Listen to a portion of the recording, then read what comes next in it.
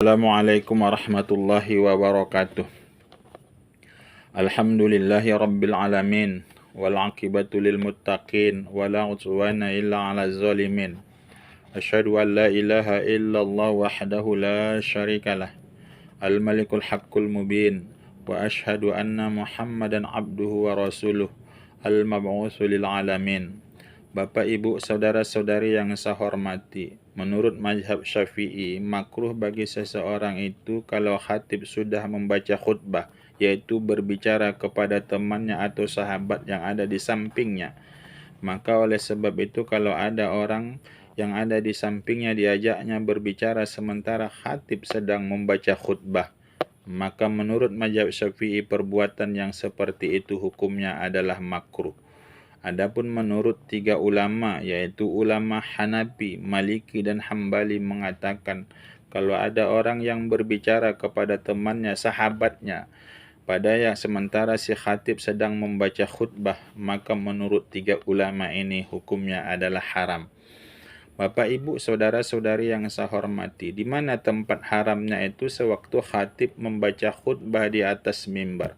Di mana tempat makruhnya itu, menurut mazhab Syafi'i, kita yang bermazhab Syafi'i adalah yang demikian itu makruh. Di mana tempat makruhnya itu? Tempat makruhnya itu sewaktu si khatib sedang membaca khutbah. Adapun si khatib tidak sedang membaca khutbah. Mana contohnya? Yaitu setelah khutbah yang pertama masuk kepada khutbah yang kedua, itu kan tidak khatib sedang membaca khutbah. Karena disunnahkan bagi si khatib yaitu untuk memisahkan antara dua khutbah itu duduk sesaat. Duduk sesaat itu kan khatib tidak sedang baca khutbah, sedang duduk. Maka di antara dua khutbah itu kalau seandainya ada orang yang berbicara kepada temannya, maka perbuatan yang demikian itu tidak makruh. Mana lagi tempat yang tidak makruh yang boleh berbicara seseorang itu kepada temannya, yaitu setelah khutbah kedua menuju yaitu salat Jumat.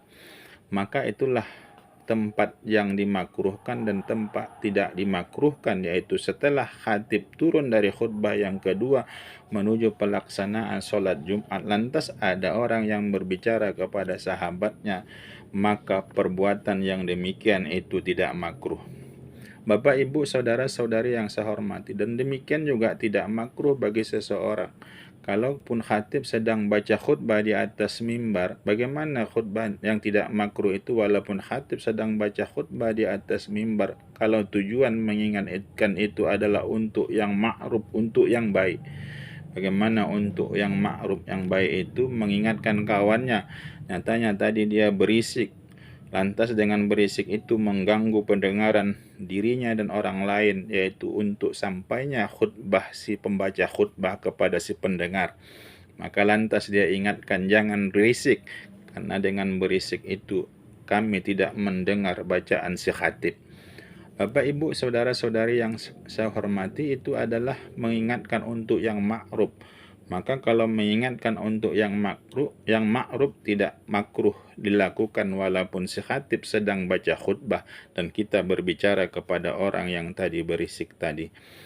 Dan juga bahkan walaupun si khatib sedang baca khutbah di atas mimbar, yaitu lantas kita mengingatkan adalah untuk menyelamatkan seseorang itu dari bahaya. Umpamanya ada kala yang mendekati kawan kita yang dikhawatirkan dengan kala itu menggigit seseorang itu, maka dapat membahayakan kawan yang ada di samping kita. Lantas kita ingatkan, awas ada kala. Maka mengingatkan dari bahaya yang seperti itu bahkan hukumnya wajib, yaitu berbicara kepada sahabatnya yang ada di sampingnya. Bapak, Ibu, saudara-saudari yang saya hormati, dan yang berikutnya adalah makruh bagi seseorang yang masuk ke dalam masjid sementara, yaitu si khatib, yaitu sudah membaca khutbah di atas mimbar. Sedang khatib membaca khutbah di atas mimbar, lantas ada orang yang masuk ke dalam masjid mengucapkan Assalamualaikum warahmatullahi, yaitu dengan mengucapkan salam. Maka mengucapkan salam bagi yang masuk ini hukumnya makruh, tapi bagi yang mendengar tetap wajib dia menjawab salam orang yang masuk dengan mengucapkan salam tadi. Demikian juga disunnahkan bagi seseorang menjawab orang yang bersin walaupun si khatib sedang baca khutbah.